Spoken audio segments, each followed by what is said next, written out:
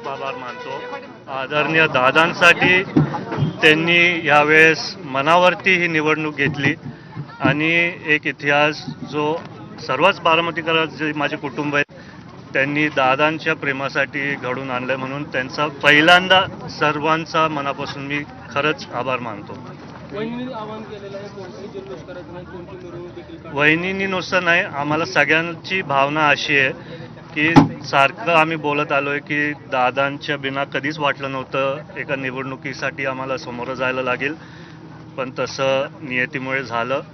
आणि 2 दिवसापूर्वी भोर तालुक्यात पण एकदम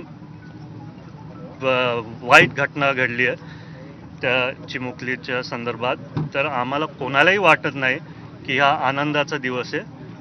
आज खरं तर मनातनं घेतलं तर वहिनींनी त्यांच्या विचारापासून तातडीने कसं त्या मुलीच्या कुटुंबाला न्याय मिळेल ते मनात घेतलं, तेच आमच्या सर्वांची भावना। जल्लोष मी पण सर्वांना विनंती करतो की कोणी जल्लोष नका करू, सर्वांनीच एकत्रित कष्ट घेतलेत। आमचे पोलिंग एजंट्स असू द्या, पक्षातले सगळे कार्यकर्ते असू द्या, सर्वच मतदारांना सर्वांचंच मी मनापासून आभार मानतो।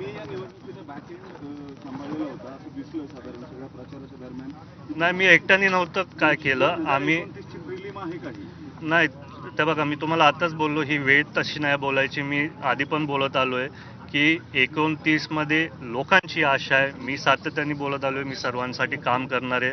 मी आधी बोललो मंगळवारी जनता दरबार घेणार, पण नंतर मी सांगितलं की दर गुरुवारी घेणार, कारण सोमवार मंगळवारी आम्ही तिथं मुंबईत असू। आणि असं काय नाही की 29ची तयारी चालू आहे। मी सारखं बोलत आलोय की दादा एक आधार म्हणून होते सर्व बारामतीकरांसाठी, आणि वहिनी जेव्हा मुंबईत असतील मी पण माझ्या स्वतःनी कष्ट घेऊन सर्वांना तो आधार दिला पाहिजे आणि काम करायला पाहिजे। या निवडणुकीमध्ये बघितलं तर इतर उमेदवार जे होते त्यांचे जे आदममधूक होते त्यांनी डुप्लिकेट सेवा केल्याचंही काही गोष्टी समोर आलेल्या आहेत, याबाबत तुम्हाला काय माहिती आहे? नाही, त्याच्याबद्दल मला काय माहिती नाही। दादा ऑलिम्पिक असोसिएशनवर अध्यक्ष होते, दादा गेल्यानंतर आता भाजपने केंद्रीय राज्यमंत्री अध्यक्ष झाले, तुमच्या ताब्यातून राष्ट्रवादीच्या ताब्यातून ऑलिम्पिक असोसिएशनचं अध्यक्षपद ते आम्हाला काल कळालं। आम्हाला सर्वांची इच्छा होती की ते आमच्याबरोबर म्हणजे पक्षातच असायला पाहिजे होतं। भरपूर क्रीडाच्या संपर्कातल्या लोकांनी मला काल फोन लावले, पण आजचा दिवस थोडा महत्त्वाचा होता म्हणून त्याच्यात काय आम्ही जास्ती चर्चा नाही करू शकलो। आणि आता बघू त्याच्यात पुढे काय आम्ही जर CM साहेबांशी बोलू शकलो आम्ही कदाचित चर्चा करू। दादा या निवडणुकीमध्ये अनेक पक्षांनी तुमची मदत केली, पुढचं या ठिकाणी कशा पद्धतीने वाटचाल असेल, या पक्षांचा कशा पद्धतीने?